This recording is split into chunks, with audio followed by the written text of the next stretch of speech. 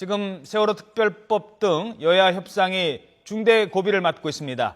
지난주 여야 원내대표 합의안에 대한 야권 안팎의 반발이 만만치 않기 때문인데요.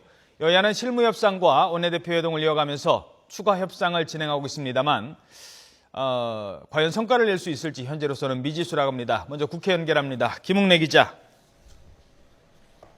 네, 김웅래입니다. 여야 합의에 대한 야권 내부 유가족들의 반발이 변수인데 오늘 특검 추천에 대한 추가적인 협상이 진행이 되죠? 그렇습니다. 현재 양당 정책위의장의 실무 협상이 진행되고 있고 이어서 오전 11시에는 여야 원내대표의 추가 협상도 이어집니다. 세월호 진상조사를 위한 특검 추천권에 대한 추가 협상 자리입니다.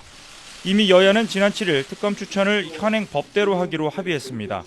특검 후보추천위원회에 추천권을 준다는 내용으로 새정치연합이 야당에게 추천권을 달라는 요구에서 물러선 겁니다. 그런데 이를 두고 유가족은 물론 야권 내부에서조차 특검 추천권을 양보해서는 안 된다는 목소리가 이어지고 있습니다. 진상조사위원회가 실질적인 조사권을 행사하기 위해서는 수사권과 기소권을 가져야 하는데 그게 안 된다면 적어도 특검 추천권만은 포기할 수 없다는 겁니다. 결국 새정치연합은 기존 합의를 보완하거나 아예 재협상 수준으로 추가 협상을 진행하기로 가닥을 잡은 것으로 알려졌습니다. 이에 대해 새누리당 이완구 원내대표는 조금 전 최고위원 회의에서 최대한 적극적으로 협상에 임하겠지만 피해자가 가해자를 조사하거나 현행법을 무시한 특검 임명은 사법체계의 근간을 흔드는 것으로 수용하기 어렵다는 뜻을 거듭 밝혔습니다.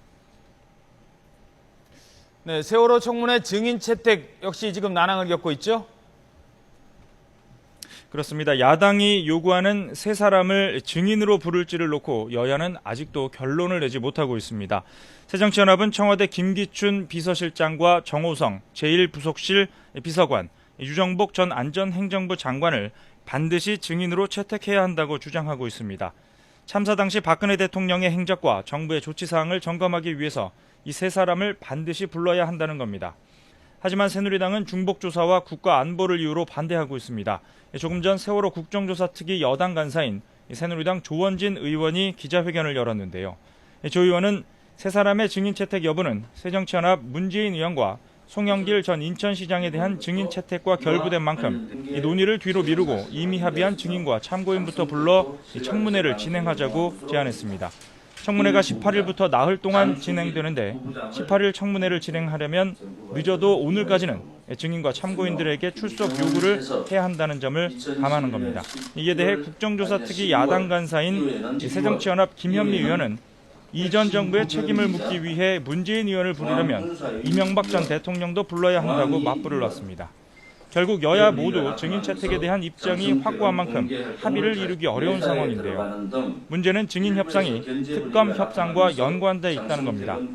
새정치민주연합 내부에서는 지난 7일 합의는 이른바 패키지 협상이었기 때문에 증인 협상이 틀어지면 특검 추천에 대한 합의도 당연히 원천 무효라는 목소리가 나오고 있습니다.